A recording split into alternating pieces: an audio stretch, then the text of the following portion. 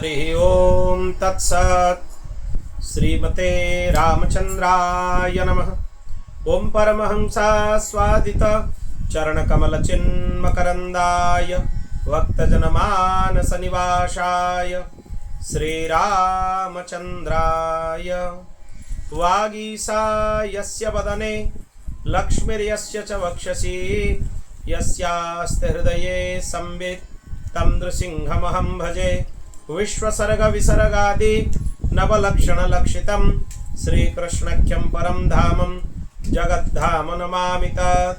प्रह्लाद नारद पराशर पुण्डरीक व्यासं वरीश सुखसौनक भीष्मदलभ्यं रुक्माङ्गदार्जुन वसिष्ठ विभीषणादीन् पुण्यानिमन् परम भागवतं नमामि।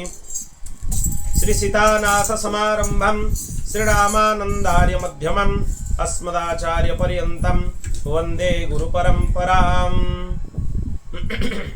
नमस्तु रामाय सलक्ष्मणाय देव्यै च तस्यै जनकात्मजायै। नमोस्तु रुद्रेन्द्र यमानिलेभ्यो नमोस्तु चन्द्रार्कमरुद्गणेभ्यः। ओम नमो भगवते उत्तमश्लोकाय नमः आर्यलक्षणशीलव्रताय नमः उपशिक्षितात्मन उपासितलोकाय नमः साधुवादनिकषणाय महापुरुषाय महाराजाय नमः।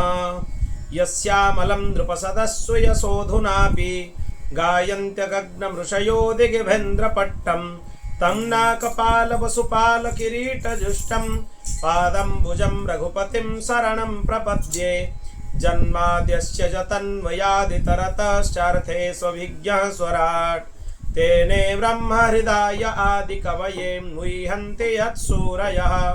तेजो वारिमृदं यथा विनिमयो यत्र त्रिसर्गो मृषा धाम्ना स्वेन सदा निरस्तकुहकं सत्यं परं धीमहि। नारायणं नमस्कृत्यं नरं चैव नरोत्तमं देवीं सरस्वतीं व्यासं ततो जयमुदीरयेत्। श्री कृष्ण गोविंद हरे मुरारे हे नाथ नारायण वासुदेव। श्री कृष्ण गोविंद हरे मुरारे हे नाथ नारायण वासुदेव। श्री कृष्ण गोविंद हरे मुरारे हे नाथ नारायण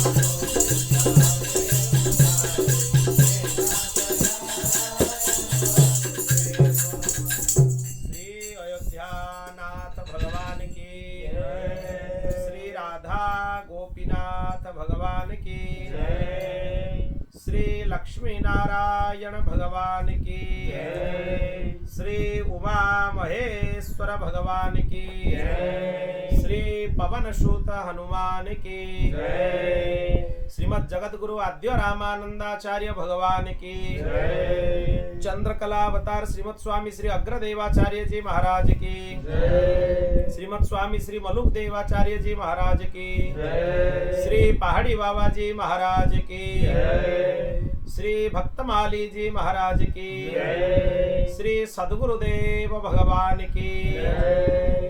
श्रीमद्भागवत महापुराण की जय। श्री पुरुषोत्तम मास महामहोत्सव की जय। श्री जगन्नाथ महाप्रभु की जय। श्री बलभद्र महाप्रभु की जय। श्री सुभद्रा माता की जय। श्री चक्रराज सुदर्शन भगवान की जय। जय जय श्री सीताराम जय जय श्री राधे श्याम हर हर महादेव निताय गौर हरि बोल। अनंत कोटि ब्रह्मांड नायक परात्पर अखिलेश्वर निखिले हे प्रत्यनीक अनंत कल्याण गुणगण निलय भगवान श्री हरि की महती कृपा करुणा से आज हम नवम दिवस के श्रीमद् भागवत कथा के सत्र में प्रवेश कर रहे हैं। कल हम लोगों ने चर्चा किया था भगवान श्री कृष्ण उद्धव जी को उपदेश कर रहे हैं संसार में जो बंधन में बंधे हुए जीव हैं उनका स्वरूप क्या है, मुक्त जीवों का स्वरूप क्या है और भक्तों का लक्षण क्या है, इसके बारे में चर्चा हुआ। फिर भगवत भक्ति का भी निरूपण किए। आज बहुत रोचक प्रसंग है। भगवान श्री कृष्ण बोल रहे हैं उद्धव जी को, यहाँ से सत्संग की महिमा प्रारंभ होता है। यहीं से ये बहुत अद्भुत प्रसंग है। सत्संग क्यों चाहिए हमारे जीवन में, सत्संग होने से क्या लाभ होगा, भगवान श्री कृष्ण ही स्वयं बता रहे हैं। क्या बता रहे हैं, ध्यान देकर सुनिए। न रोधयति मां योगो न सांख्यम धर्म एव च नो स्वाध्यायस्तपस्त्यागो नेष्टापूर्तम न दक्षिणा व्रतानि यज्ञ छंदांसि तीर्थानि नियमायमः यथा वरुन्धे सत्संगः सर्वसंगापहो हिमाम। भगवान श्री कृष्ण उद्धव जी को बोलते हैं, प्रिय उद्धव, जगत में जितना भी आसक्तियां हैं उन्हें सत्संग नष्ट कर देती है। हम लोग बहुत चिंता में होते हैं कि हमारे पास आसक्ति का नाश आज तक नहीं हुआ, आसक्ति में अभी तक हम लोग बंधे हुए। आसक्ति से मुक्त कैसे होंगे? भगवान श्री कृष्ण सीधा ही बोल रहे हैं कि आसक्ति से मुक्त होने का सबसे सरल तरीका यह है कि नित्य सत्संग करो, और दूसरा कोई माध्यम ही नहीं है, सबसे सरल माध्यम है। और उससे भी एक बड़ा चीज भगवान अभी बोल रहे हैं, ध्यान से सुनो।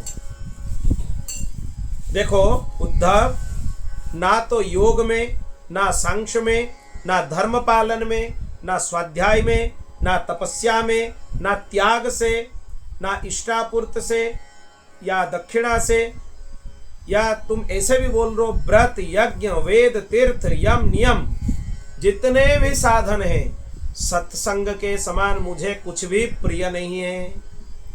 मतलब ये सब से सत्संग भगवान बोलते हैं मुझे सबसे ज्यादा प्रिय है।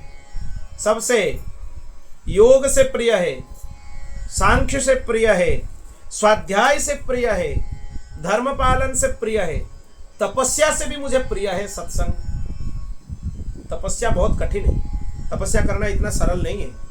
कायो क्लेशो ही तप, शरीर को कष्ट देकर कष्ट सहते हुए भगवत आराधना करना ही तपस्या है, वो उतना सरल नहीं है।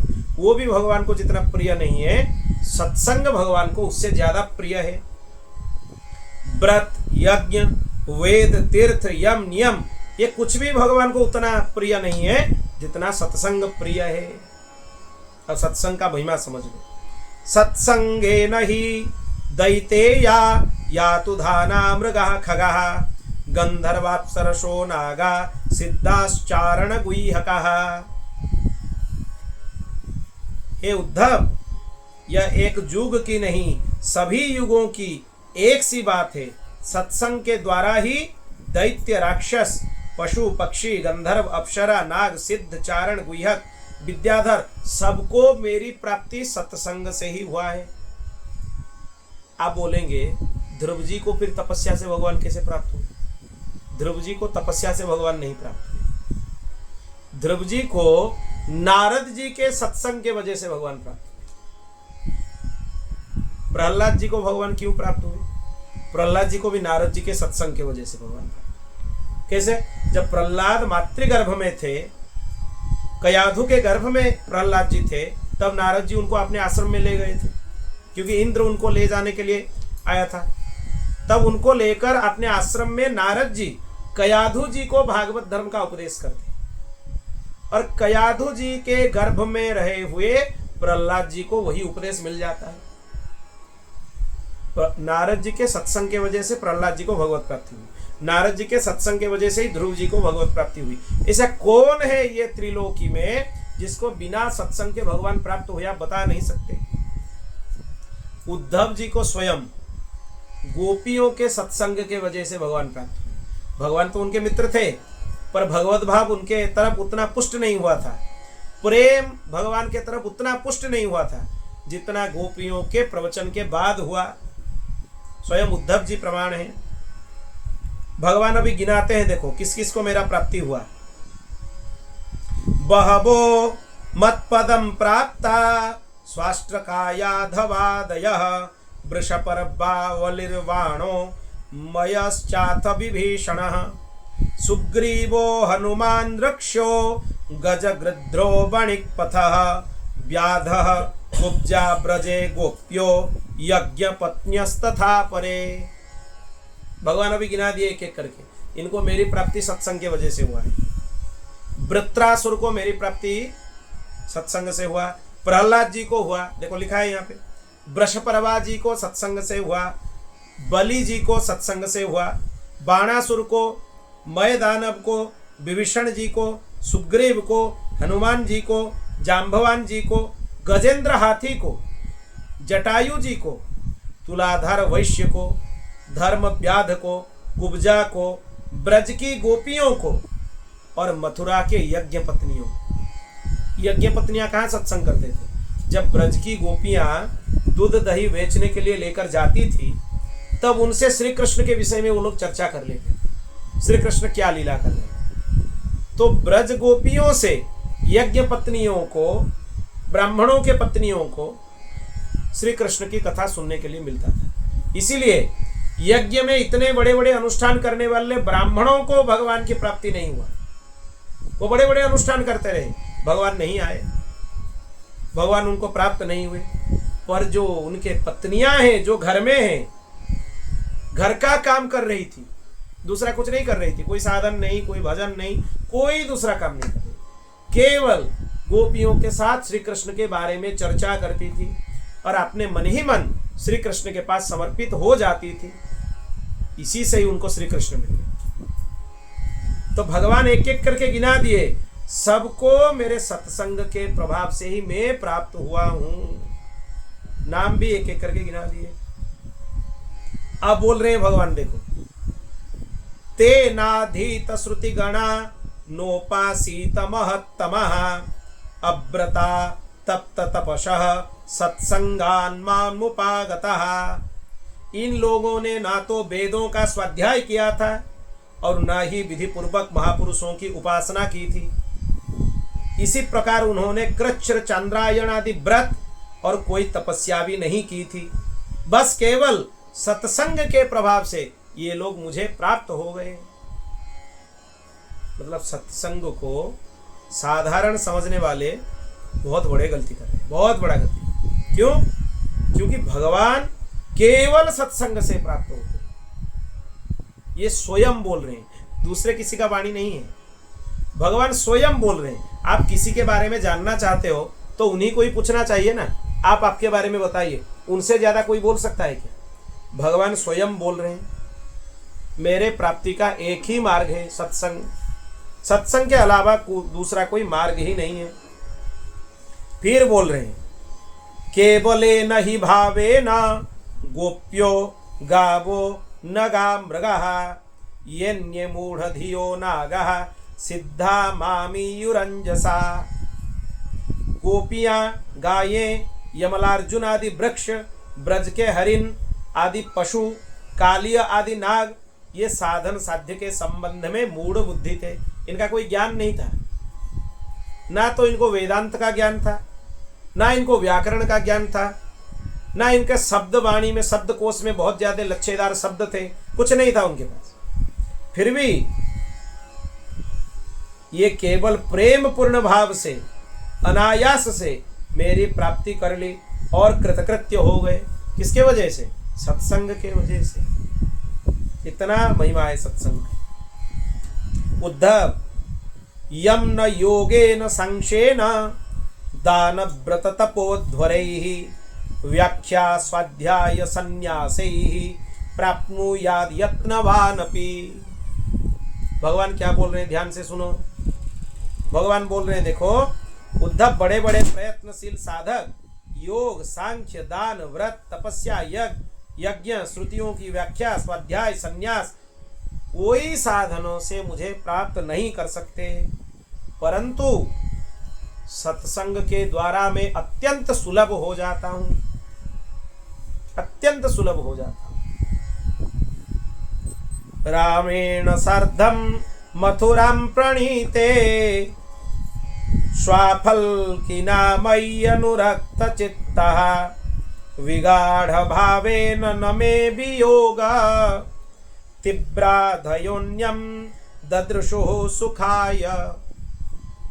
उद्धव, जिस समय अक्रूर जी मुझे और बलराम जी को ब्रज से मथुरा लेने के लिए आए थे, उस समय गोपियों का हृदय गाढ़ प्रेम के कारण मेरे अनुराग के रंग में रंगा हुआ था। मतलब गोपियां भगवत प्रेम में निमग्न थी। मेरे वियोग की तीव्र व्याधि से वो व्याकुल हो रही थी। मेरे अतिरिक्त उनको कोई दूसरा वस्तु, उनका योग्य पता नहीं चल रहा था, ज्ञान नहीं आ रहा था। तुम जानते हो कि मैं ही उनका एकमात्र प्रियतम हूं। किनका? गोपियों का। जब मैं वृंदावन में था तब उन्होंने बहुत सी रात्रियां मेरे साथ आधे क्षण के समान बिता दी। बहुत सी रात्रियां महाराज में आधे क्षण के जैसे बिता दी। परंतु उद्धव, मेरे बिना वही रात्रियां उनके लिए एक एक कल्प के समान हो गए, इतना बड़ा हो गए। जैसे बड़े बड़े ऋषि मुनि समाधि में स्थित होकर गंगा आदि बड़ी बड़ी नदियां समुद्र में मिलकर अपने नाम रूप खो देती है, वैसे ही गोपियां परम प्रेम के कारण इतनी तन्मयी हो गई थी कि उन्हें लोक परलोक, शरीर, अपने कहलाने वाले पति पुत्रादि की भी सुध-बुध नहीं रही। वो सब भूल गई। क्यों भूल गई? क्योंकि प्रेम की निमग्न अवस्था में थी। हम भूल नहीं पाते क्योंकि प्रेम की वो स्थिति हमारे पास नहीं है। सब सुध-बुध जैसा है वैसा ही रहता है। पर गोपियां सब भगवान के पास समर्पण कर दी थी, सब कुछ समर्पण कर दी।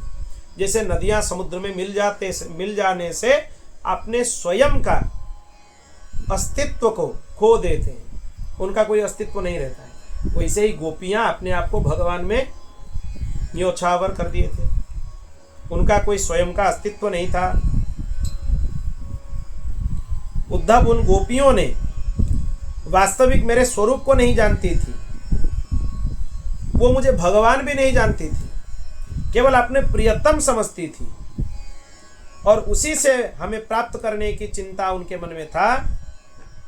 उन साधनहीन सैकड़ों हजारों अबलाओं ने केवल सत्संग के प्रभाव से मुझ परम ब्रह्म को प्राप्त कर लिया, केवल सत्संग के प्रभाव से।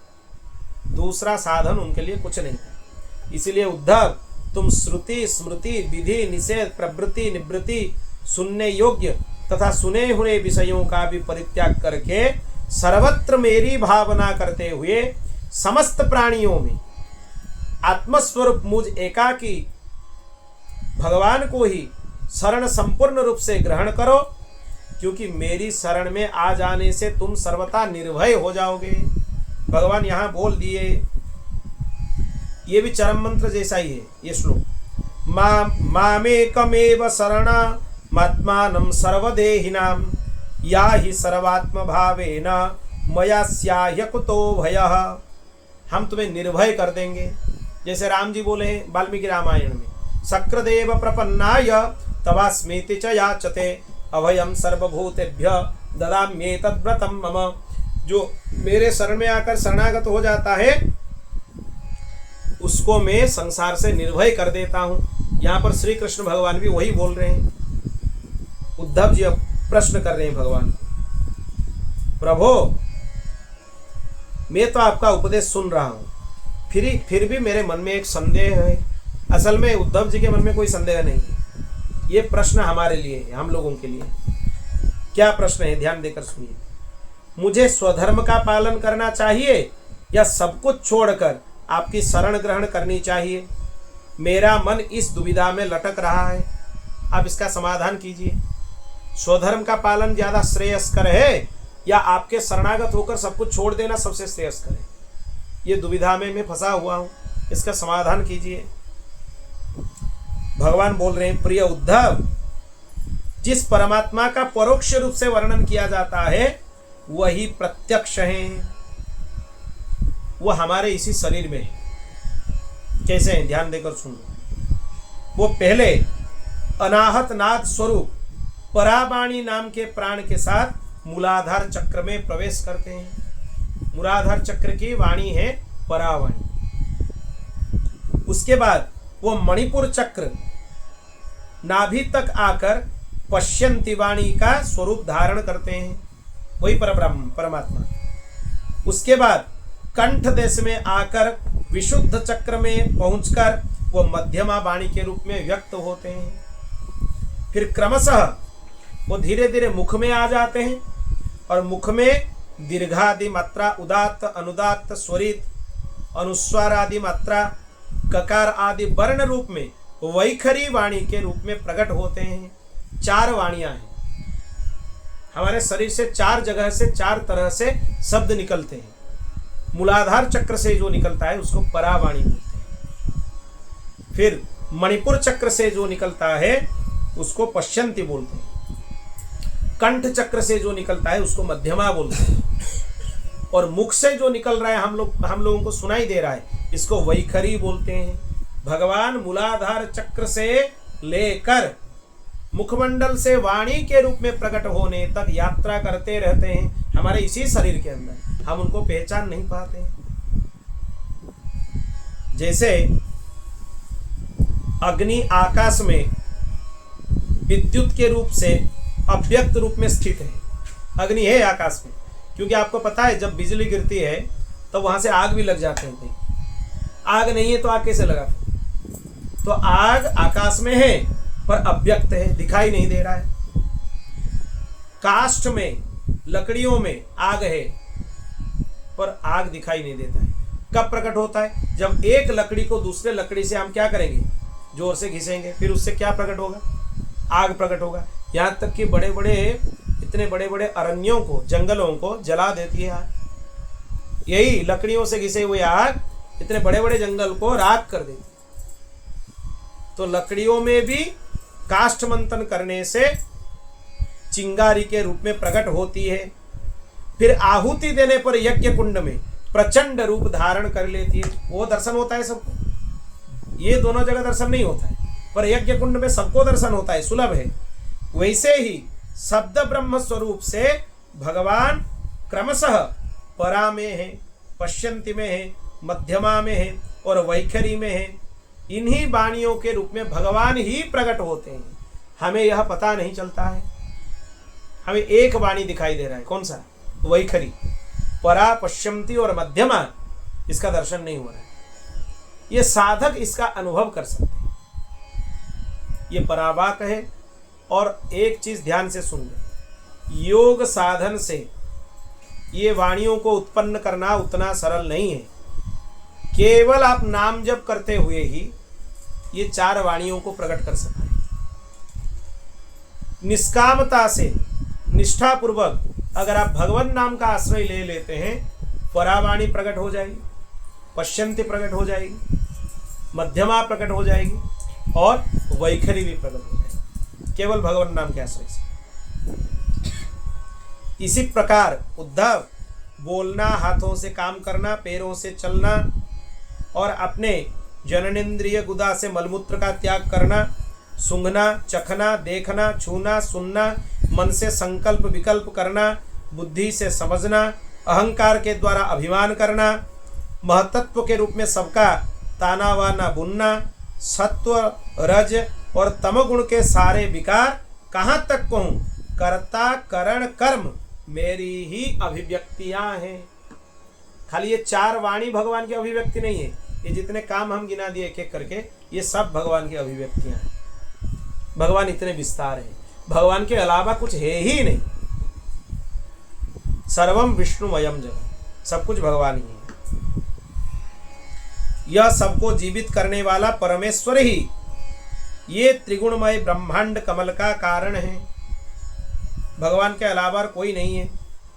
यह आदि पुरुष पहले एक और अव्यक्त थे, अकेले थे, फिर बाद में वो विशाल वृक्ष के तरह विकसित हो गए। आज हम लोग पुरुषोत्तम योग में वृक्ष की बहुत ज्यादा चर्चा की, वही वृक्ष का बात यहाँ पे भी आ रहा है। ध्यान से सुनना, कितना अद्भुत है। देखो, एक ही दिन में 2 विषय आ गए, इसी में वही विषय आ रहा है, क्योंकि ये गीता का ही विस्तार है। श्रीमद् भगवत गीता में जो चीज बहुत संक्षेप से बोला गया है, उसका विस्तार इसी में है। यह भी भगवान की उपदेश है, वो भी भगवान की उपदेश है अपने प्रिय मित्र अर्जुन जी को, यह भी उपदेश है अपने प्रिय मित्र उद्धव जी को, और ये ज्यादा विस्तार है। जैसे ही वस्त्र में धागा के अलावा और कुछ नहीं है, धागा ही धागा है वस्त्र में, वैसे ही भगवान इस विश्व में अभिव्यक्त है, ओतप्रोत है, उनके अलावा और कुछ नहीं है। अब देखो, संसार स्वरूप वृक्ष का वर्णन करते हैं। इस वृक्ष के फल फूल 2 चीज हैं। इस वृक्ष का फल है मोक्ष और फूल है भोग। किस वृक्ष का? संसार वृक्ष का। इस वृक्ष के 2 बीज हैं। बीज नहीं होने से वृक्ष कैसे उगेगा? क्या बीज हैं? पाप और पुण्य। ये संसार वृक्ष के बीज हैं। असंख्य वासनाएं संसार वृक्ष के जड़ हैं, और इसके 3 गुण, 3 तने हैं। 3 गुण मतलब सत्व, रज और तम, ये 3 तने हैं उसके। 5 भूत, पृथ्वी, जल, अग्नि, वायु, आकाश, ये इसकी मोटी मोटी प्रधान शाखाएं हैं। सबसे पहले मोटी मोटी शाखाएं होती हैं, और शब्दादि 5 विषय, शब्द, स्पर्श, रस, रूप और गंध, 11 इंद्रियां, 5 ज्ञानेंद्रिय, 5 कर्मेंद्रिय और 11वां मन, ये इसके शाखा प्रशाखा हैं। किसके? इस संसार वृक्ष के। इस वृक्ष में जीव और ईश्वर 2 पक्षी, जीव भी एक पक्षी है और ईश्वर भी एक पक्षी है। 2 पक्षी इस वृक्ष के एक घोंसला बनाकर उसमें निवास करते हैं, संसार रूपी वृक्ष में। इसी वृक्ष में वात, पित्त और कफ, ये 3 तरह की छाल हैं। ये शरीर के 3 विकार होते हैं, वात, पित्त और कफ, ये छाल हैं वृक्ष के। इसमें 2 तरह के फल लगते हैं, सुख और दुख। 2 तरह का फल होता है इसमें। ये विशाल वृक्ष कहाँ तक फैला हुआ है? सूर्यमंडल तक फैला हुआ है। अदृश्य है, हमें दिखाई नहीं देता है, पर हमें ये भी बोल सकते हैं कि दिखाई देता है, पर हम उसको समझ नहीं पाते। ये भी बोल सकते हैं, दिखाई तो देता है, सब कुछ दिखाई देता है। इसमें जो जो चीज हम गिने, दिखाई नहीं देता है? सब कुछ दिखाई देता है। इस सूर्यमंडल का भेदन कर जाने वाले मुक्त पुरुष फिर संसार चक्र में नहीं पड़ते हैं। इसीलिए बोला जाता है, जब भगवत धाम के लिए जीव का गमन होता है, वो सूर्यमंडल को भेदन करते हुए जाता है। अगर सूर्यमंडल को तुम पार हो गए, दोबारा इस संसार में लौटने का उसमें अभिप्राय नहीं आओगे। ये संसार वृक्ष सूर्यमंडल तक इसका विस्तार है। सूर्यमंडल के आर पार होने से, उसके पार हो जाने से आप भगवत धाम ही जाओगे। बिरजा नदी में स्नान करोगे, जहां सृष्टि की सीमा समाप्त होती है, ब्रह्मलोक भी नहीं है, उसके बाद संपूर्ण सृष्टि की सीमा जहां समाप्त होती है, वहीं एक नदी है, उसका नाम है बिरजा नदी। उसमें स्नान करोगे, फिर वहीं आपका सूक्ष्म शरीर और कारण शरीर नष्ट हो जाएंगे। जो जीव के साथ चलते हैं दो शरीर, सूक्ष्म शरीर और कारण शरीर, वही नष्ट हो जाएंगे। फिर आप पवित्र होके वहीं से शुद्ध बुद्ध निर्मल आत्मा होकर निकलेंगे, जो कि भगवान का अंश था। दो जन वहां पर आपके अपेक्षा करते हैं, एक तो आपके परम पूज्य सदगुरुदेव भगवान और दूसरे हैं संप्रदाय के प्रवर्तक आचार्य चरण। दोनों जीव के दो हाथ पकड़ लेते हैं, फिर उसको लेकर भगवान के श्री चरणों में निवेदित करते हैं। भगवान, आपसे ये जीव संसार में गया था, अब आपको ये जीव को हम लौटा देते हैं, आप इसको स्वीकार कीजिए। भगवान फिर उस जीव को स्वीकार कर लेते हैं और बहुत प्रसन्न हो जाते हैं। जो उनके चरणों में लेकर आचार्य चरण जीव को अर्पित कर देते हैं, भगवान बहुत ज्यादा प्रसन्न हो जाते हैं। कृतकृत्य जीव को कृतकृत्यता का अनुभव होता है और भगवान को प्रसन्नता का अनुभव होता है। बोल भक्तवत्सल भगवान की। जो गृहस्थ शब्द रूप रस आदि विषयों में फंसे हुए हैं, कामनाओं से भरे हुए हैं, वो गीध के समान हैं। गीध जैसे आमिष भोगी होता है, दूर से ही उसको दिखाई पड़ता है क्या खाना है हमें। संसारी मनुष्यों का परिकल्पना गीध से किया गया है।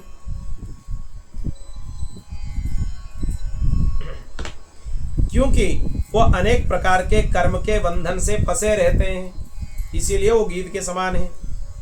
जो अरण्यवासी परमहंस विषयों से विरक्त हैं, वे इस वृक्ष में राजहंस के समान हैं। वो गीध नहीं है। राजहंस पक्षियों में उसको सर्वोत्कृष्ट, सबसे श्रेष्ठ बोला जाता है। राजहंस अपने आहार के रूप में मोतियां चुगती है, छोटी छोटी मोतियां, मोती खा लेती है। इतना पवित्र है वो, इधर उधर का चीज वो नहीं पाते, वो तो दुर्लभ है। पहले बोला जाता था वो कैलाश के मानसरोवर में दिखते थे, आजकल वो दिखते हैं या नहीं दिखते हैं भगवान जाने। वो इधर उधर दिखते नहीं है राजहंस। वो बहुत शुभ्र होते हैं, बहुत बड़े होते हैं। इधर उधर होने वाले ये छोटे छोटे हंस उनके जैसा नहीं है, ये अलग है वो अलग है। वास्तव में उद्धव मैं एक ही हूं, मेरा अनेक प्रकार का रूप है, वो केवल मायामय है, इसीलिए इतना सारा रूप में धारण किया। जो इस बात को गुरुओं के द्वारा समझ लेता है, वही वास्तव में वेद का रहस्य को समझ लेता है। यही वेद के रहस्य हैं जो अभी तक हम चर्चा कर रहे हैं। पर भगवान बोले देखो, इसमें पढ़कर समझने का बात नहीं बोले। कैसा समझना है यह रहस्य? गुरुओं के प्रवचन से ही इसको समझना है, तब जाके ये समझ में आएगा। नहीं तो संशय पैदा होगा, इसमें बहुत सारा संशय पैदा होगा। अतः उद्धव एवं गुरु पासन यैक भक्त्या विद्या कुठारेण सितेन धीरः बिभ्रश्य जीवाशयम प्रमत्तः संप्रद्य चात्मानमथ त्यजास्त्रम्। अतः उद्धव, तुम इसी प्रकार गुरुदेव की उपासना रूप अनन्य भक्ति के द्वारा गुरुदेव की उपासना करो सबसे पहले, और उनके अनन्य भक्ति के द्वारा अपने ज्ञान की कुल्हाड़ी से तीखी कर लो उसको। कुल्हाड़ी को जब तक तीखी नहीं करते हैं, तीखा नहीं होने से कुल्हाड़ी उससे कुछ काट नहीं सकते, उसको करना, तीखा करना जरूरी है। इसीलिए पहले उसको तीखी कर लो, फिर उसके द्वारा धैर्य और सावधानी से जीव भाव को काट लो, आसक्ति को काट लो। उसके लिए गुरुदेव के शरणागत हो जाओ और परमात्मा स्वरूप होकर उस वृत्ति रूप अस्त्रों को उनको भी छोड़ दो, अपने अखंड स्वरूप में स्थित हो जाओ। यही आनंद है। प्रिय उद्धव, सत्व, रज और तम, ये तीनों बुद्धि प्रकृति के गुण हैं, आत्मा के गुण नहीं है। ये जो तीन सत्व, रज, तम, ये प्रकृति के हैं, आत्मा के नहीं। सत्व के द्वारा रज और तम, इन दो गुणों पर विजय प्राप्त कर लेना चाहिए। क्योंकि जब तक आपके पास सत्व गुण नहीं है, रजोगुण तमोगुण है, तब तक भगवत प्राप्ति के मार्ग में आप नहीं चल सकते। सत्व गुण होना जरूरी है। और सत्वगुण की शांति वृत्ति के द्वारा उसकी दया आदि वृत्तियों को भी शांत कर देना चाहिए। सत्वगुण में भी फंसना नहीं चाहिए, इसका मतलब उससे भी आगे बढ़ना है, वो भी जैसे आपके लिए बंधन ना हो।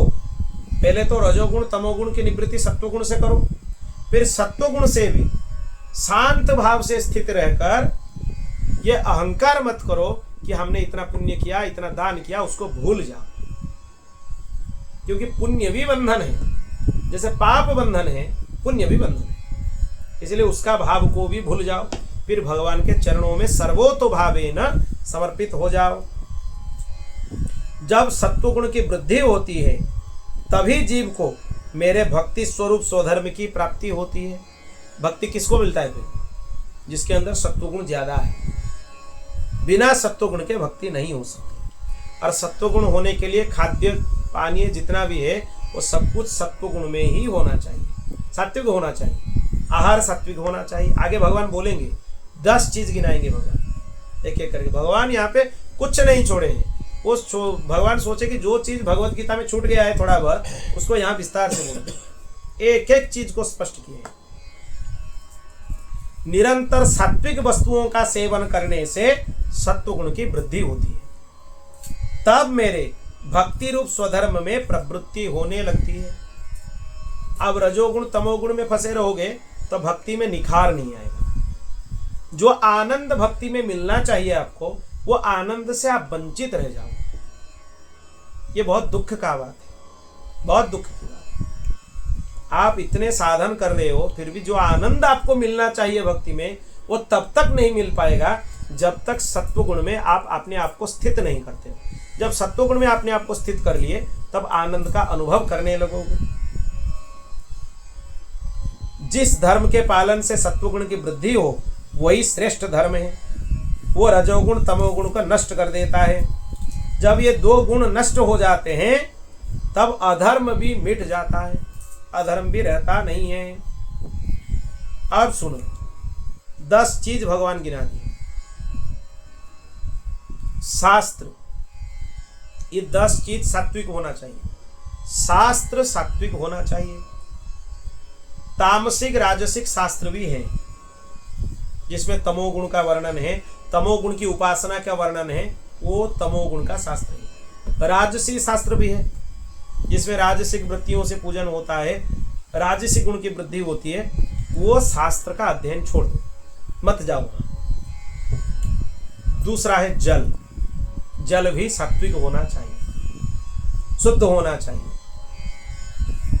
प्रजाजन, जिनके साथ आप काम करते हो, वो सात्विक होना चाहिए।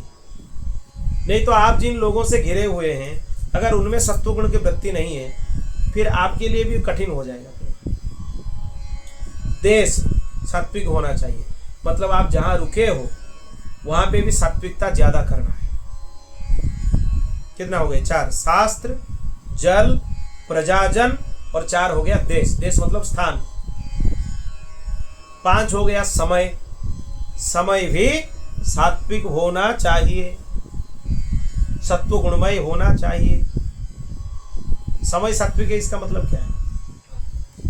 ब्राह्म मुहूर्त सात्विक समय है। सूर्योदय से 1.5 घंटा पहले जो समय है वो समय सात्विक समय है। लगभग 3:30-4 बजे से 3:30 बजे से ब्राह्म मुहूर्त का प्रारंभ होता है। 3:30-4 तक शय्या त्याग करो, स्नान कर लो और भगवत भजन में बैठ जाओ। 6-6:30 बजे तक जो भजन में आनंद मिलेगा वो दिन भर नहीं मिलने वाला है। इसलिए महापुरुष बोलते थे भजन का हाट लगता है कब तक? 3 बजे से 6:30 बजे तक सुबह तक। और तुम दिन चढ़े सोए रहोगे, दिन में देर में उठोगे तो उसका आनंद उतना नहीं ले पाओगे जितना उस समय आनंद मिलने वाला है। ब्राह्म मुहूर्त में एकांत में खूब नाम जप करो। 1.5 घंटा, 2 घंटा, 3 घंटा, जितना ज्यादा कर सकते हैं। 8,000, 10,000, 20,000, 25,000 नाम जप करो। मनुष्य को कम से कम 25,000 नाम जप करना चाहिए। क्यों?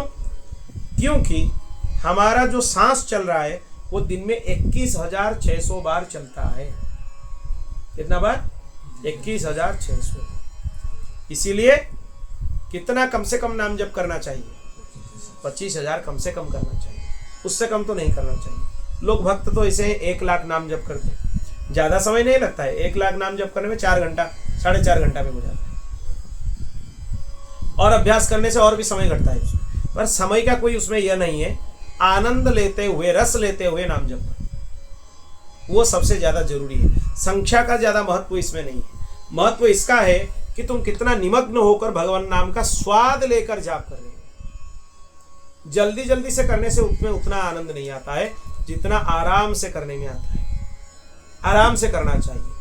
व्यग्र चित्ते हतो जपः, व्यग्र होकर जाप करने से उसमें जप का फल नष्ट हो जाता है। इसलिए स्थिर चित्त होकर जाप करना चाहिए। इसलिए समय भी सात्विक होना चाहिए, कर्म सात्विक होना चाहिए। कितना हो गया ये? शास्त्र, जल, प्रजाजन, देश, समय, 5 हो गया था। छठा है उसमें कर्म। कर्म सात्विक होना चाहिए, मतलब जो काम भगवान को प्रसन्न करने वाला हो वही करो। धन अर्जन करना है, धन अर्जन करना बुरा नहीं है, खूब काम करो, परिश्रम करो, पर दूसरों को छीन कर मत लाओ। काम करने में भी बेईमानी मत करो। जितना तुम्हारा हक का धन है, जितना परिश्रम तुम कर रहे हो, खूब अर्जन करो धन, कौन मना करता है? उसमें मना नहीं है, पर वो कर्म तुम्हारा शुद्ध होना चाहिए। तुम किसी को ठग नहीं रहे हो, किसी को झूठ नहीं बोल रहे हो, किसी के साथ प्रताड़ना नहीं कर रहे हो, बस शुद्ध होकर सबके मंगल के लिए, सबके उपकार करने के लिए काम करो, खूब करो, उसमें कोई दिक्कत नहीं है।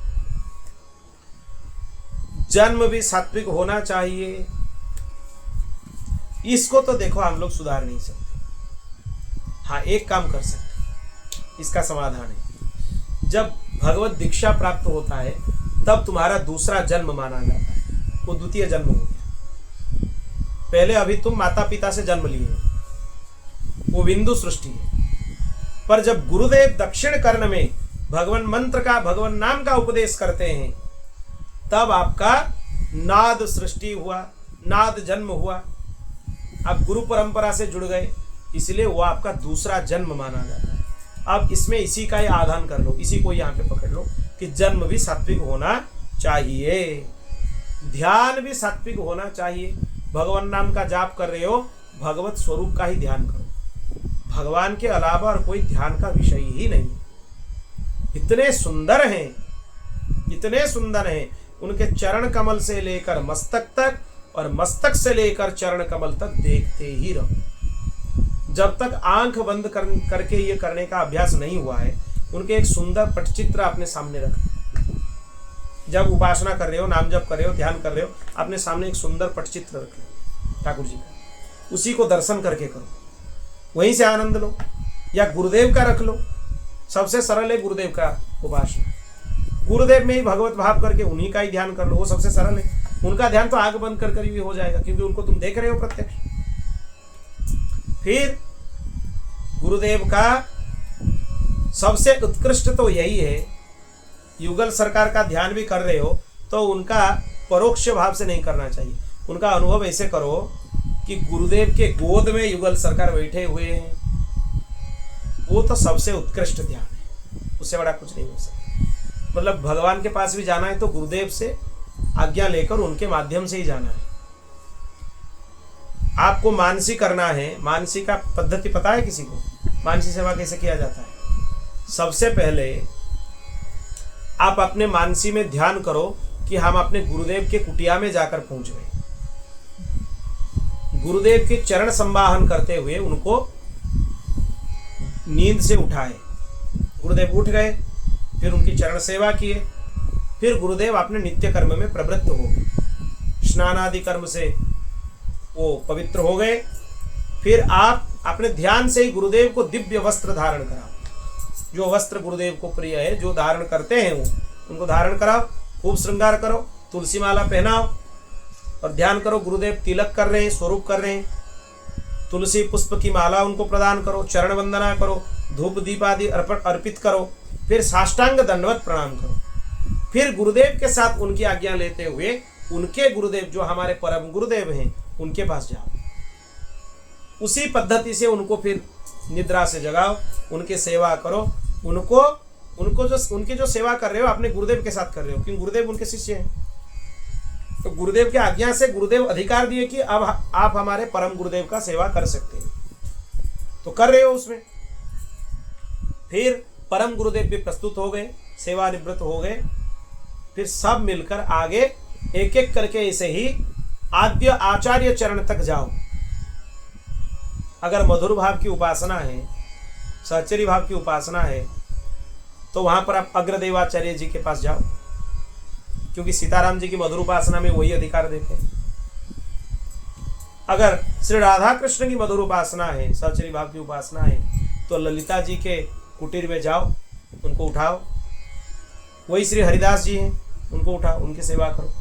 फिर उनकी कृपा से सभी परंपरा के आचार्य गण को आपके सहित सहचरी स्वरूप प्राप्त हो गए। समझ लो अब हम ठाकुर जी के सहचरी बन गए।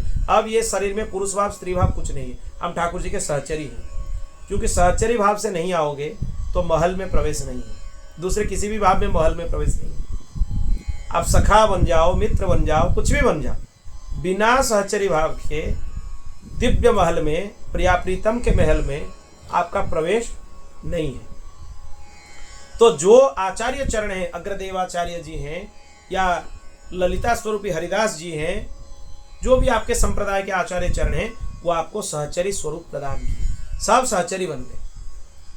फिर युगल सरकार के रंग महल के बाहर द्वार पर वीणा आदि वादन करके वाद्य यंत्र वहां पर बजाया गया, जिसको सुनकर युगल सरकार के नींद टूटी।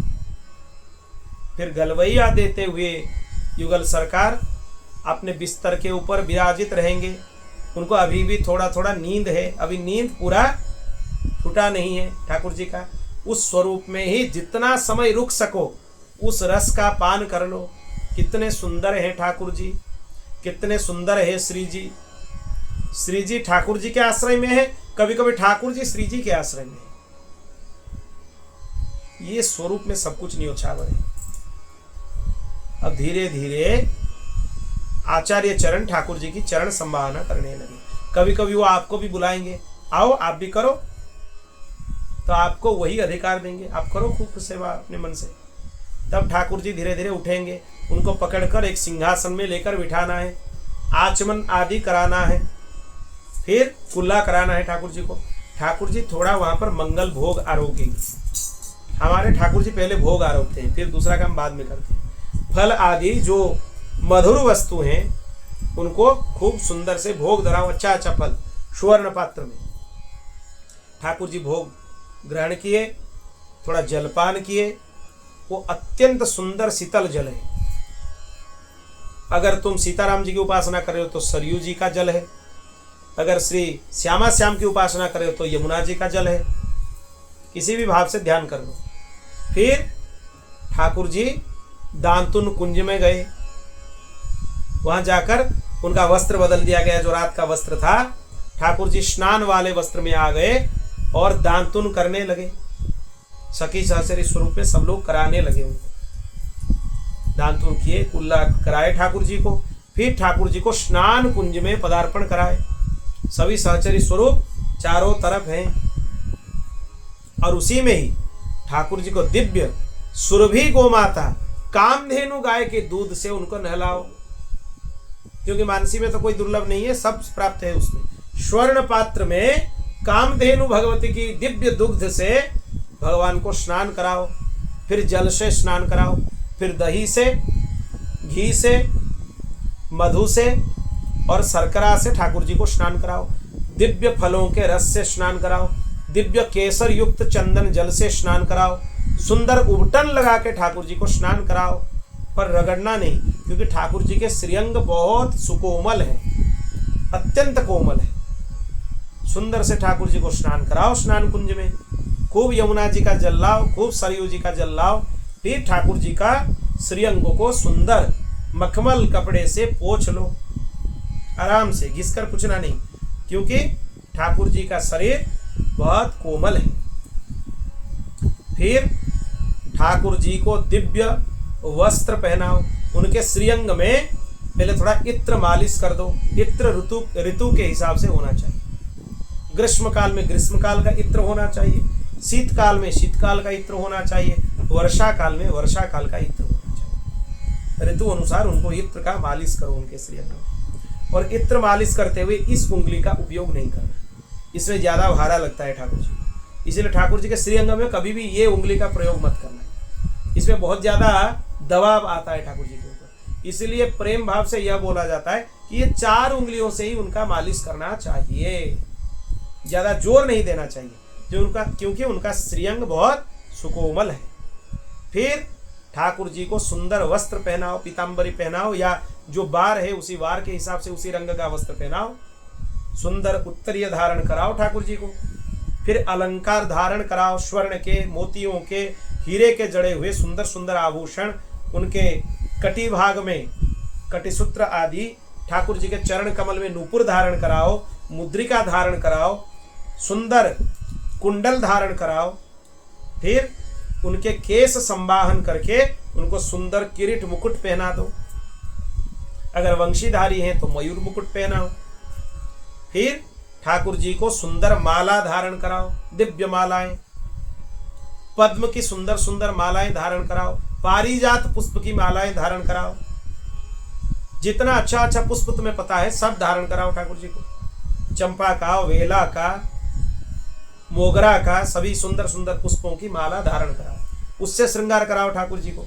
अगर उष्ण काल है तो ज्यादा भारी मुकुट अलंकार मत पहनाओ, मोतियों का अलंकार ग्रीष्म काल में पहनाया जाता है ठाकुर जी को, तो पहनाओ। पुष्प का खूब श्रृंगार करो। फिर चंदन से ठाकुर जी के श्रीअंग को श्रृंगार करो, पत्रावली अंकित करो, दिव्य केसर चंदन से, हरि चंदन से, चंदन से भी ठाकुर जी का श्रृंगार कर लिए। अब ठाकुर जी को अगर तुम्हारा भाव है राम जी हैं तो उनको निवेदन करो, ठाकुर जी आप अभी नित्य नियम में पधारिए। वृंदावन में ठाकुर जी कहीं नहीं जाते, वो तो बाल स्वरूप है, छोटे ठाकुर जी हैं, उनका तो उपनयन भी नहीं हुआ है, वो क्या करेंगे? उनको फिर भोग धराने के लिए ले जाओ अगर वृंदावन वाले ठाकुर जी हैं। पर राम जी हैं तो राम जी तो मर्यादा पुरुषोत्तम हैं, वो तो नित्य नियम करते हैं, तो ठाकुर जी को नित्य नियम के लिए ले जाओ।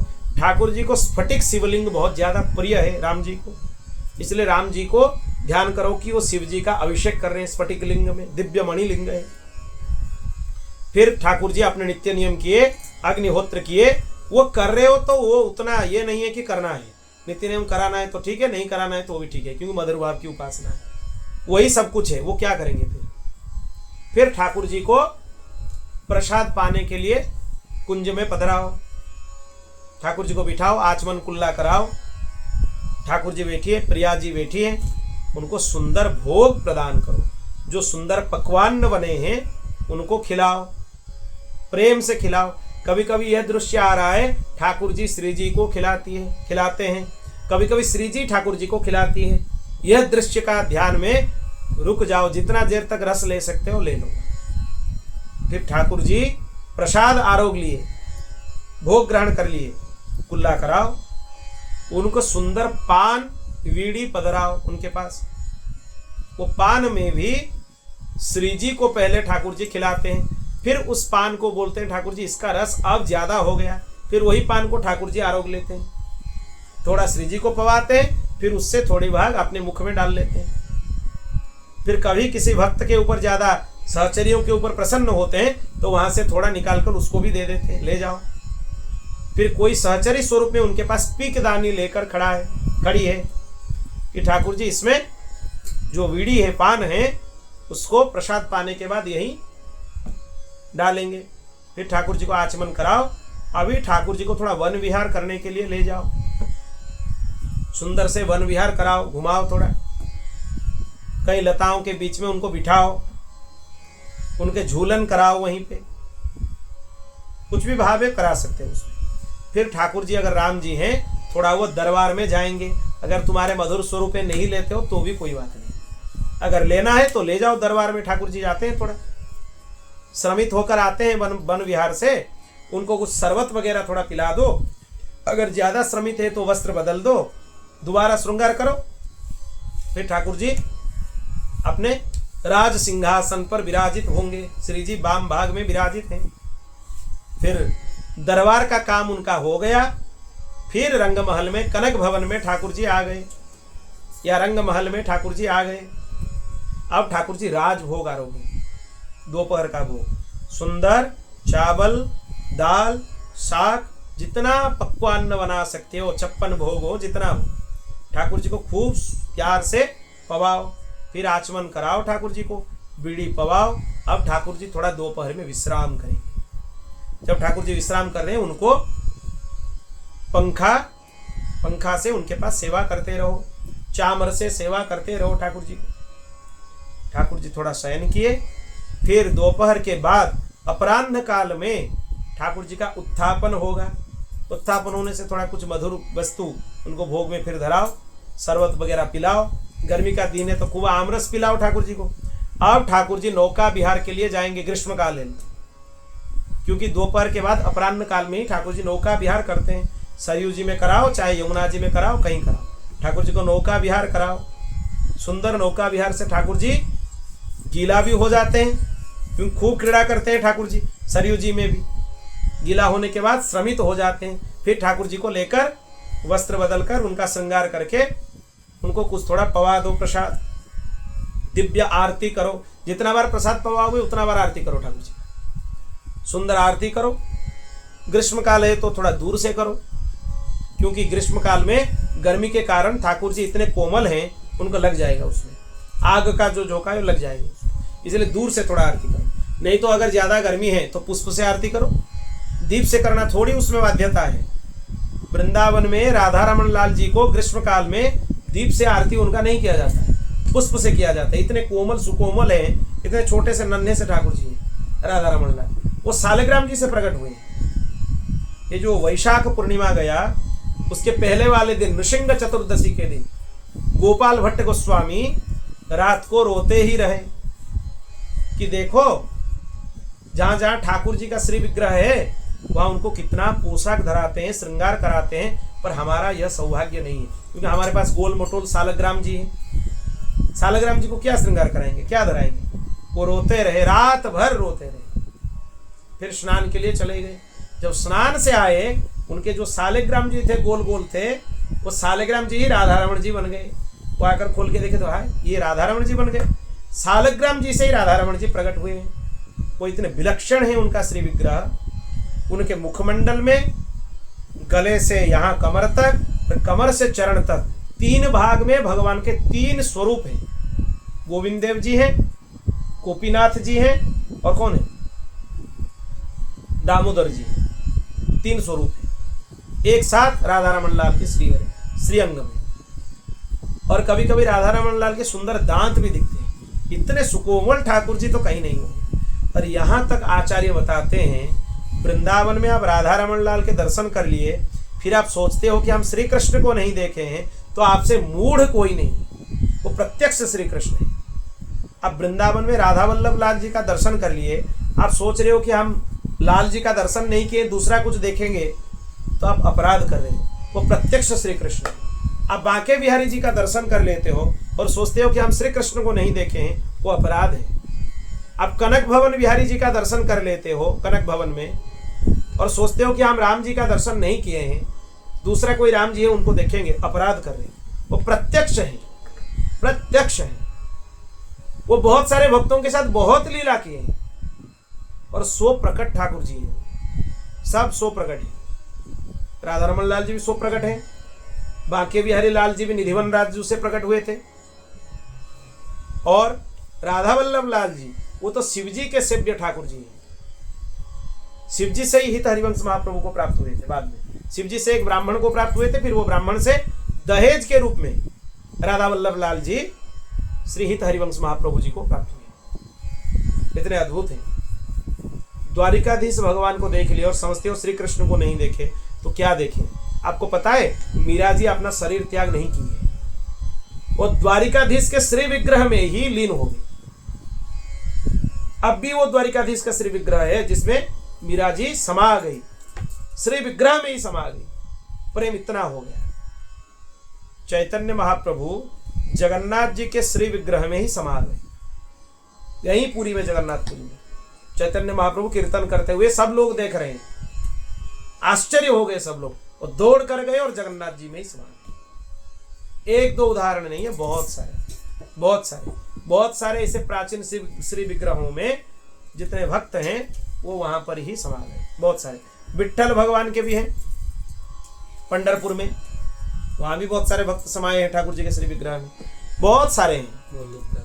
मलुकदास जी भी हैं, इसीलिए मलुकदास जी का भी जगन्नाथ जी का श्री विग्रह में समाने का उनका जो इतिहास बताता है, एक तो वो है, इसीलिए यहाँ पर उनका समाधि है पुरी में भी और वहां पे भी है वृंदावन में। वो एक साथ 3 जगह थे, इसलिए 3 जगह उनका समाधि है।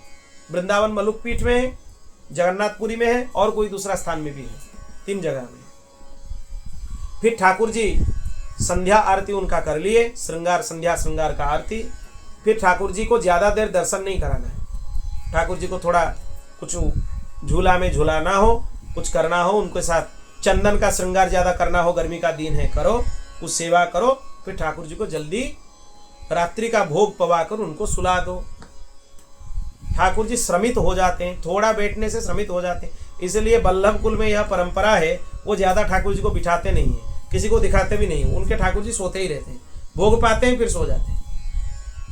इतने मधुर स्वरूप हैं बल्लभ कुल की उपासना, सबसे बहुत अच्छा है उनकी उपासना, बहुत मधुर भाव की उपासना है। इसीलिए ठाकुर जी के ऐसे ही मानसी सेवा करो, चिंतन करो, यही मानसी में ही डूब जाओ। फिर ठाकुर जी शयन कर गए, उनका जो शयन का कुंज है वो इस जगह होना चाहिए जैसे वहां पर हवा आ रहा हो। फिर वहां से चले जाओ अपने अपने कुंज में, गुरुदेवों के साथ लौटते हुए गुरुदेव अपने अपने कुंज में आ जाएंगे, उनकी सेवा करो, फिर उनके साथ अपने कुटीर में आ जाओ। फिर अगले दिन वहीं से प्रारंभ करो, यही अष्टयाम है, यही सेवा है। कभी कभी उसी मानसी सेवा में दिवाली का मनोरथ कर लो, कभी कभी दशहरा का मनोरथ कर लो, कभी कभी ठाकुर जी के रथ यात्रा का मनोरथ कर लो, कभी कभी ठाकुर जी के कुछ भी उत्सव हो उनका मनोरथ कर लो, आनंद लो उसमें खूब। इसी में ही डूबना ही सार्थकता है और उसमें कुछ चाहिए ही नहीं। क्या बोल रहे थे हम, याद दिलाओ उसमें, इस विषय में क्या बोल रहे थे? 10 चीज बोल रहे थे, 10 नहीं हुआ है अभी तक। 10 चीज में हमको कहां पर रुक गए थे? ध्यान में। ध्यान, शास्त्र, जल, प्रयोग, प्रजाजन, देश, समय, कर्म, जन और ध्यान, यहां तक पहुंचे थे। आगे है मंत्र, मंत्र भी सात्विक होना चाहिए। तामसिक मंत्र से आप उपासना करेंगे तो भगवत प्राप्ति नहीं कर पाएंगे। राजसिक मंत्र से भगवत उपासना करेंगे, वो है, राजसिक मंत्र भी है, तामसिक मंत्र भी है, उससे भगवत प्राप्ति नहीं कर पाएंगे। भगवत प्राप्ति आपको करना हो तो सात्विक मंत्र से ही उपासना करें, जो गुरुदेव भगवान प्रदान करते हैं उसी से ही करें। ज्यादा बुद्धि लगाने का जरूरत नहीं है किसी भी चीज में। 9 हो गया। 10वां है संस्कार। संस्कार भी सात्विक होना चाहिए। परिवार का जो संस्कार हमें मिलता है वो सात्विक नहीं है, वो ज्यादातर तमोगुण और रजोगुण की प्रधानता है उसमें। आपका भोजन शुद्ध होने से आपके परिवार के लोग ही आपको टोकेंगे, क्यों आप इतना मान रहे हो, क्या होगा ये करके, तो वो रजोगुण तमोगुण वाली शिक्षा है, संस्कार है, उससे कुछ नहीं होने वाला है। वो यह भी सिखाएंगे अगर तुम्हारा लाभ हो रहा है, कहीं पे थोड़ा पाप करना होगा, कर लो, क्या है उसमें लाभ होगा तुम्हारा। पर भक्त का यह होना चाहिए, चाहे करोड़ों का नुकसान हो जाए पर किसी के साथ छल कपट नहीं करेंगे। नुकसान होना है हो जाए, अपने जीने के लिए थोड़ा भोजन चाहिए, वस्त्र चाहिए, घर चाहिए, तो ठाकुर जी देंगे ही। नहीं देंगे तो कोई पेड़ के नीचे सो जाएंगे, क्या है उसमें दिक्कत। पर करोड़ों का हानि होने से भी अब किसी को ठगेंगे नहीं, किसी के साथ छल कपट का व्यवहार करेंगे नहीं, क्योंकि सभी में भगवान है। हम जिसको छल रहे हैं वो भी भगवान है, ये भाव हो जाएगा तो किसी के साथ दुर्व्यवहार आप कर नहीं पाएंगे, गलती आप कर नहीं पाएंगे। ये 10 चीज सात्विक होना चाहिए। इनमें से अगर राजसिकता और तामसिकता हो तो वही राजसिकता तामसिकता की वृद्धि होती है, सत्व गुण की वृद्धि यहां पर नहीं होती है। इनमें से शास्त्रज्ञ महात्मा जिनकी प्रशंसा करते हैं वही सात्विक है, जिसकी निंदा करते हैं वही तामसिक है, और जिनकी उपेक्षा करते हैं वही राजसिक है। तुम अगर उसमें निर्णय नहीं कर पाते हो कि क्या उसमें सात्विक राजसिक तामसिक है, महापुरुषों को देख लो, अपने गुरुदेव को देख लो। गुरुदेव जिसकी प्रशंसा करते हैं वो सात्विक है, जो बोलते हैं कि इसको त्याग करना चाहिए वो तामसिक है, जिसकी उपेक्षा करते हैं ये नहीं चाहिए वो राजसिक है। महापुरुषों से भी इसका ज्ञान लिया जा सकता है। जब तक अपने आत्मा का साक्षात्कार ना हो, स्थूल सूक्ष्म जितना भी कारण है, तब तक निवृत्ति, तीनों गुणों की निवृत्ति नहीं हो पाती है। ज्ञान होना बहुत जरूरी है। इसीलिए भक्त को चाहिए कि सत्वगुण की वृद्धि के लिए सात्विक शास्त्र का ही अध्ययन करें, तब जाकर आत्म तत्व का उचित ज्ञान होता है। जैसे बांस रगड़ने से एक दूसरे से आग पैदा होती है जंगल में, और वही सारे वन को जलाकर शांत कर देती है, वैसे ही शरीर गुणों के वैषम्य से उत्पन्न हुआ है। इसमें मंथन करने पर ज्ञान रूपी अग्नि प्रज्वलित होती है। यही चर्चा आज हम किए थे पुरुषोत्तम योग में। ये ज्ञान रूपी अग्नि समस्त कर्मों को जलाकर भस्म कर देती है, नष्ट कर देती है सबको। अब उद्धव जी बोलते हैं, भगवान प्राय सभी मनुष्य इस बात को जानते हैं कि विषय, विषय मतलब क्या, जो वासना हम ग्रहण करते हैं उसी को विषय बोला जाता है, वो विपत्तियों का घर है। फिर भी वे कुत्ते, गधे और बकरे के समान दुख सहन करने पर भी उन्हीं को ही भोगते रहते हैं। उनको पता है कि यह गलत है, फिर भी लोग वही करते हैं। इसका क्या कारण है, भगवान को पूछे। भगवान बताते हैं, देखो प्रिय उद्धव, जीव अज्ञान बस अपने स्वरूप को भूलकर हृदय से स्थूल सूक्ष्मादि शरीर में अहम बुद्धि कर बैठता है, जो कि सर्वथा भ्रम है। जब तक सत्व प्रधान मन घोर रजोगुण और तमोगुण के तरफ झुक जाता है, उससे व्याप्त हो जाता है। सत्वगुण में मन रहे तो उसका रक्षा हो जाएगा उसको। अगर रजोगुण तमोगुण के तरफ झुक गया तो वहां पर उसका यही वृत्तियां आ जाएंगी उसके अंदर। मतलब बहुत ज्ञान उसको सुना दो, फिर यहां से सत्संग से जाने के बाद वो विषयी पुरुषों का संग करेगा। यही हमारा कमी है। सत्संग तो हम खूब करते हैं, पर सत्संग कितने समय के लिए करते हैं, 1.5 घंटा 2 घंटा, पर दिन भर हम जो लोगों का संग करते हैं वो सब विषयी हैं, संसारी हैं। इसीलिए उन्हीं के संग के प्रभाव से वो ज्ञान हमारा तिरोहित हो जाता है। इसीलिए जितना आवश्यक हो उतना ही दूसरे किसी का संग करो। जिससे भक्ति का कोई लेना देना नहीं है दूर दूर तक, उसका संग करने का भी कोई जरूरत नहीं, कोई जरूरत नहीं। क्या फायदा है, वो संतुष्ट नहीं होगा, उसको संतुष्ट करने से क्या होगा, नहीं होगा तो नहीं होगा, बात नहीं करेगा तो नहीं करेगा, अपना कुछ काम भी नहीं बनता है तो नहीं बनता है। ठीक है, जितना जरूरी है, जितना आवश्यक है उतना ही करो, क्योंकि विषयी पुरुषों के संग से ही ये सब ज्ञान तिरोहित हो जाते हैं, नष्ट हो जाते हैं। इतने उत्कृष्ट ज्ञान, इतने दुर्लभ ज्ञान, जो कि किसी को सुलभ नहीं है, इसे ही जैसे सबको सुलभता से मिल रहा है, पर वो सब कुछ इतना परिश्रम, 5 मिनट का कुसंग नष्ट, 5 मिनट क्या, 1 मिनट का कुसंग नष्ट कर देगा, 1 मिनट। इसलिए ज्यादा विषयी पुरुषों के साथ वार्तालाप मत करो, यही बोला जा रहा है। विषयी पुरुषों से वार्तालाप करने से फिर ज्ञान लुप्त हो जाए।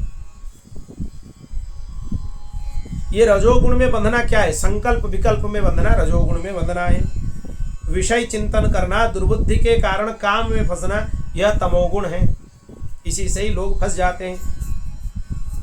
अज्ञानी नाना प्रकार के इंद्रियवश होकर कर्म करते हैं, फिर अंत में क्या होता है, दुख भोगते हैं। उन्हीं का कर्म ही उनको दुख देता है।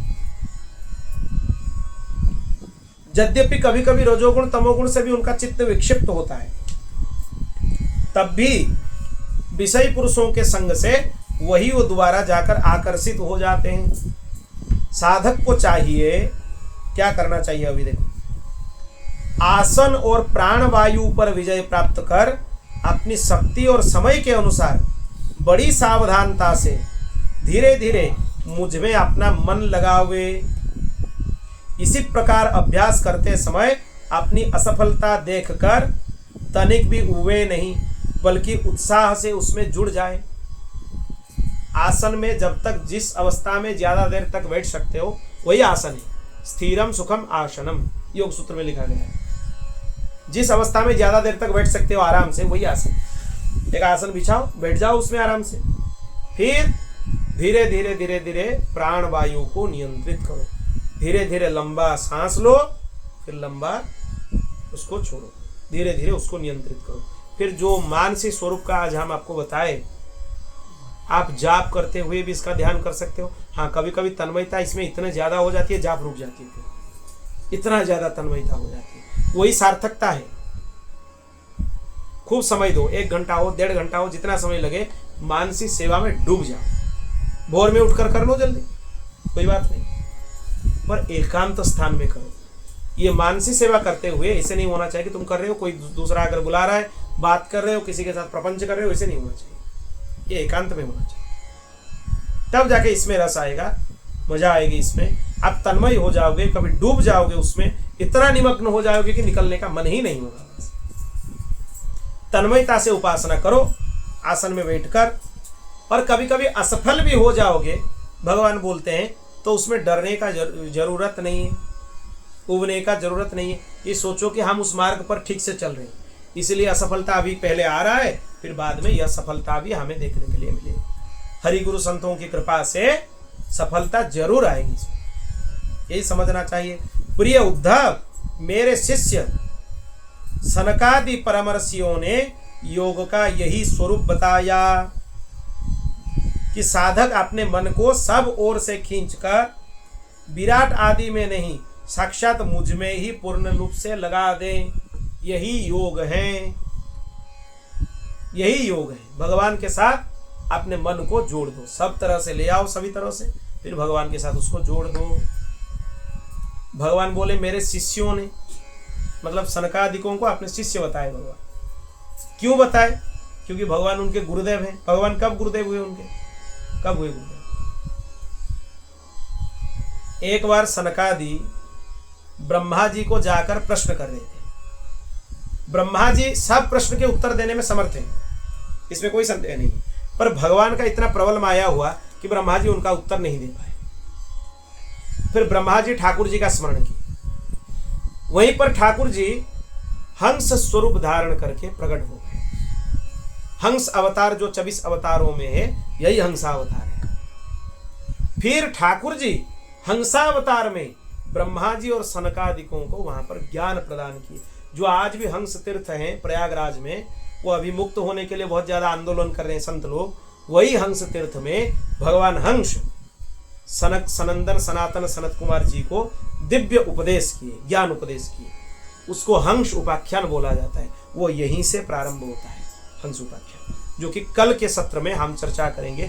आज हम समझते थे कि हंस उपाख्यान पूरा हो जाएगा यहाँ तक, पर हो नहीं पाया। ठाकुर जी के जब हम सोचते नहीं है, बहुत दूर तक चले जाते हैं। जब सोचते हैं ठाकुर जी इतना लीलाधारी हैं, कहाँ पर अटक जाते हैं और कहाँ विषय चला जाता है भगवान ही जानते हैं। हंस उपाख्यान आज प्रारंभ भी नहीं हो पाया।